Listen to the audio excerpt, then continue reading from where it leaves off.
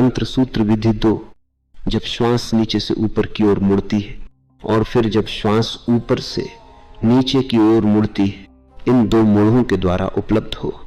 थोड़े फर्क के साथ ये वही विधि है, और अब अंतराल पर न होकर मोड़ पर है। बाहर जाने वाली और अंदर जाने वाली श्वास एक वर्तुल बनाती है। याद रहे, वे समांतर रेखाओं की तरह नहीं। हम सदा सोचते हैं कि आने वाली श्वास और जाने वाली श्वास 2 समांतर रेखाओं की तरह है, मगर वे ऐसी है नहीं। भीतर आने वाली श्वास आधा वर्तुल बनाती है और शेष आधा वर्तुल बाहर जाने वाली श्वास बनाती है। इसलिए पहले यह समझ लो कि श्वास और प्रश्वास मिलकर एक वर्तुल बनाती है, और वे समांतर रेखाएं नहीं, क्योंकि समांतर रेखाएं कहीं नहीं मिलती। दूसरी है कि आने वाली और जाने वाली श्वास 2 नहीं है, वे एक है। वही श्वास भीतर आती है, बाहर भी जाती है, इसलिए भीतर उसका कोई मोड़ अवश्य होगा। वह कहीं जरूर मुड़ती होगी। कोई बिंदु होगा जहां आने वाली श्वास जाने वाली श्वास बन जाती होगी। लेकिन मोड़ पर इतना जोर क्यों है? क्योंकि शिव कहते हैं जब श्वास नीचे से ऊपर की ओर मुड़ती है और फिर जब श्वास ऊपर से नीचे की ओर मुड़ती है, इन 2 मोड़ों के द्वारा उपलब्ध हो। बहुत सरल है, लेकिन शिव कहते हैं कि मोड़ों को प्राप्त कर लो और आत्मा को उपलब्ध हो जाओगे। लेकिन मोड़ क्यों?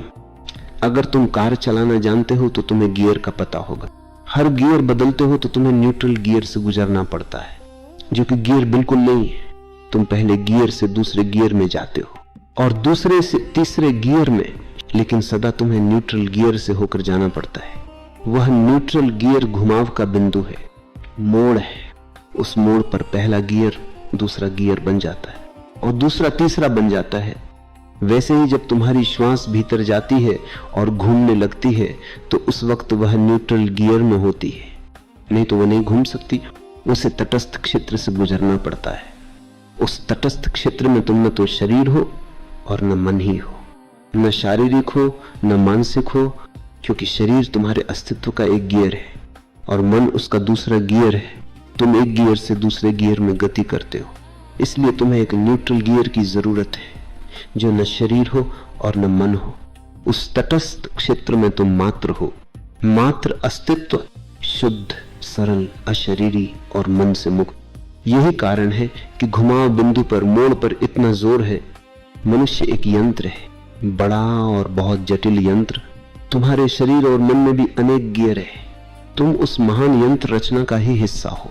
तुम एक महान यंत्र हो और अच्छा है कि तुम्हें उसका बोध नहीं है, अन्यथा तुम पागल हो जाओगे।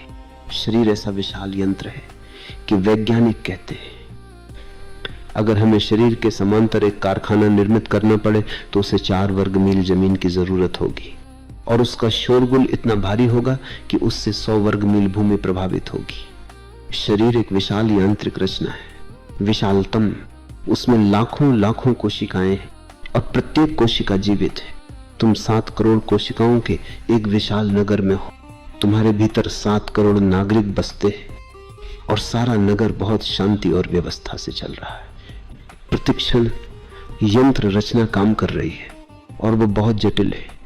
कई स्थलों पर इन विधियों का तुम्हारे शरीर और मन की यंत्र रचना के साथ वास्ता पड़ेगा, लेकिन याद रखो कि सदा ही जोर उन बिंदुओं पर रहेगा जहां तुम अचानक यंत्र रचना के अंग नहीं रह जाते हो। जब एकाएक तुम यंत्र रचना के अंग नहीं रहे तो यही क्षण है जब तुम गियर बदलते हो।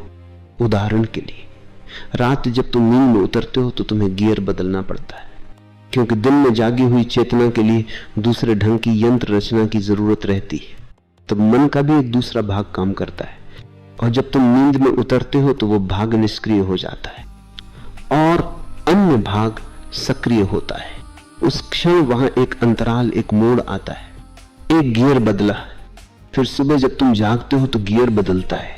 तुम चुपचाप बैठे हो और अचानक कोई कुछ कह देता है और तुम क्रुद्ध हो जाते हो, तब तुम भिन्न गियर में चले गए। यही कारण है कि सब कुछ बदल जाता है। तुम क्रोध में हुए तो श्वास क्रिया बदल जाएगी, वो अस्त व्यस्त हो जाएगी। तुम्हारी श्वास क्रिया में कंपन आ जाएगा, किसी चीज को चूर चूर कर देना चाहेगा ताकि ये घुटन जाए। शरीर में और ही तरह का रस द्रव्य सक्रिय होगा, पूरी ग्रंथि व्यवस्था ही बदल जाएगी। क्रोध में तुम दूसरे ही आदमी हो जाते हो। एक कार खड़ी है, तुम उसे स्टार्ट करो, उसे किसी गियर में न डालकर न्यूट्रल गियर में छोड़ दो। गाड़ी हिलेगी, कांपेगी, लेकिन चलेगी नहीं, वो गर्म हो जाएगी।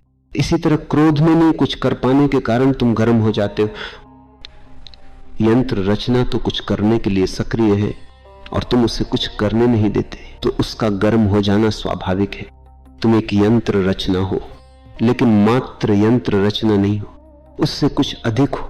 उस अधिक को खोजना है। जब तुम गियर बदलते हो तो भीतर सब कुछ बदल जाता है। जब तुम गियर बदलते हो तो एक मोड़ आता है। शिव कहते हैं, जब श्वास नीचे से ऊपर की ओर मुड़ती है और फिर जब श्वास ऊपर से नीचे की ओर मुड़ती है, इन दो मोड़ों के द्वारा उपलब्ध हो जाओ। मोड़ पर सावधान हो जाओ, सजग हो जाओ। लेकिन ये मोड़ बहुत सूक्ष्म है और उसके लिए बहुत सूक्ष्म निरीक्षण की जरूरत पड़ेगी। हमारी निरीक्षण की क्षमता नहीं के बराबर है, हम कुछ देख ही नहीं सकते। अगर मैं तुम्हें कहूं कि इस फूल को देखो, इस फूल को जो तुम्हें मैं देता हूं, तो तुम उसे नहीं देख पाओगे। एक क्षण को तुम उसे देखोगे और फिर किसी और चीज के संबंध में सोचने लगोगे। वह सोचना फूल के विषय में हो सकता है, लेकिन वो फूल नहीं हो सकता। तुम फूल के बारे में सोच सकते हो कि देखो वह कितना सुंदर है, लेकिन तब तुम फूल से दूर हट गए। अब फूल तुम्हारे निरीक्षण क्षेत्र में नहीं रहा, क्षेत्र बदल गया। तुम कहोगे कि यह लाल है, नीला है, लेकिन तुम उस फूल से दूर चले गए। निरीक्षण का अर्थ होता है किसी शब्द या शाब्दिकता के साथ, भीतर की बदलाहट के साथ न रहकर मात्र फूल के साथ रहना। अगर तुम फूल के साथ ऐसे 3 मिनट रह जाओ जिसमें मन कोई गति न करे, तो श्रेयस घट जाएगा, तुम उपलब्ध हो जाओगे।